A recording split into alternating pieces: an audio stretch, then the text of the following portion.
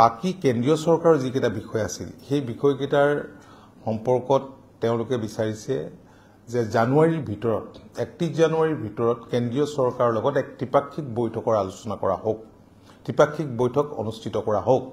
আৰু মাননীয় মুখ্যমন্ত্ৰীয়ে তেওঁলোকক আশ্বাস দিছে, তেওঁলোক আশ্বস্ত হৈছে যাতে এখন ট্ৰাইপাৰ্টাইট টক অনুষ্ঠিত কৰিব পৰা যায় সোনকালে, যিমান সোনকালে হয় জানুৱাৰীৰ ভিতৰতে অনুষ্ঠিত কৰিব পৰা যায়। কাৰণ সেই 15টা বিষয়ৰ ওপৰত ৰাজ্য চৰকাৰে কৰিব পৰা কোনো তেনেধৰণৰ অপৰচুনিটি নাই।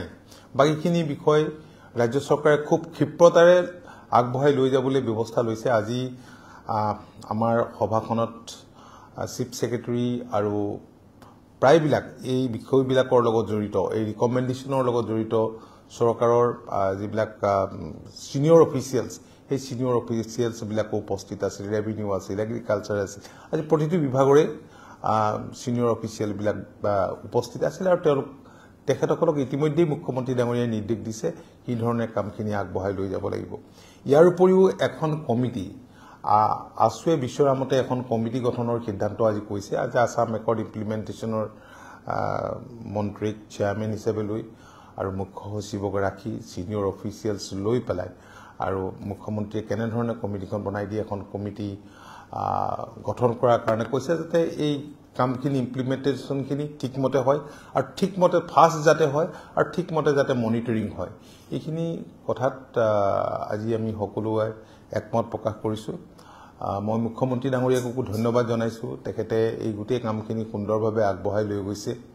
আৰু আমাৰ ৰিপৰ্ট যি আমি ছাব কমিটি গঠন কৰি দিছিলে, এই ছাব কমিটিৰ বিভিন্ন কাম কাজত তেখেতে দিয়া সবল গাইডেন্সৰ কাৰণে কামখিনি আমি এনেধৰণে আগবঢ়াই লৈ যাব পাৰিছোঁ। আৰু সৰু অসম ছাত্ৰ সন্থাৰ নেতৃবৃন্দকো মই ধন্যবাদ জনাইছোঁ। বাকী কেন্দ্ৰীয় চৰকাৰৰ যিকেইটা বিষয় আছিল সেই বিষয়কেইটাৰ সম্পৰ্কত তেওঁলোকে বিচাৰিছে যে জানুৱাৰীৰ ভিতৰত 31 জানুৱাৰীৰ ভিতৰত কেন্দ্ৰীয় চৰকাৰৰ লগত এক ত্ৰিপাক্ষিক বৈঠকৰ আলোচনা কৰা হোক, ত্ৰিপাক্ষিক বৈঠক অনুষ্ঠিত কৰা হোক। আৰু মাননীয় মুখ্যমন্ত্ৰীয়ে তেওঁলোকক আশ্বাস দিছে, তেওঁলোক আশ্বস্ত হৈছে যাতে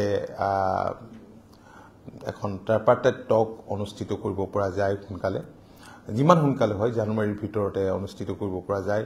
কাৰণ সেই 15টা বিষয়ৰ ওপৰত ৰাজ্য চৰকাৰে কৰিব পৰা কোনো তেনেধৰণৰ অপৰচুনিটি নাই।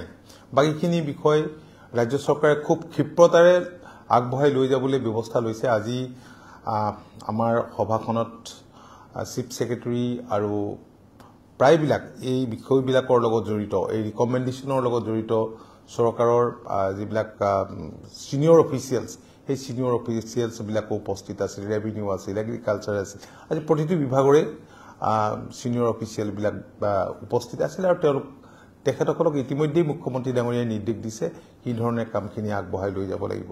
ইয়াৰ উপৰিও এখন কমিটি, আছুৱে বিচৰা মতে এখন কমিটি গঠনৰ সিদ্ধান্ত আজি কৈছে। আজি আছাম একৰ্ড ইমপ্লিমেণ্টেশ্যনৰ মন্ত্ৰীক চেয়াৰমেন হিচাপে লৈ আৰু মুখ্য সচিবক ৰাখি ছিনিয়ৰ অফিচিয়েলছ লৈ পেলাই আৰু মুখ্যমন্ত্ৰীয়ে কেনেধৰণে কমিটিখন বনাই দিয়ে এখন কমিটি গঠন কৰাৰ কাৰণে কৈছে, যাতে এই কামখিনি ইমপ্লিমেণ্টেশ্যনখিনি ঠিকমতে হয় আৰু ঠিকমতে ফাষ্ট যাতে হয় আৰু ঠিকমতে যাতে মনিটৰিং হয়। এইখিনি কথাত আজি আমি সকলোৱে একমত প্ৰকাশ কৰিছোঁ। মই মুখ্যমন্ত্ৰী ডাঙৰীয়াকো ধন্যবাদ জনাইছোঁ, তেখেতে এই গোটেই কামখিনি সুন্দৰভাৱে আগবঢ়াই লৈ গৈছে।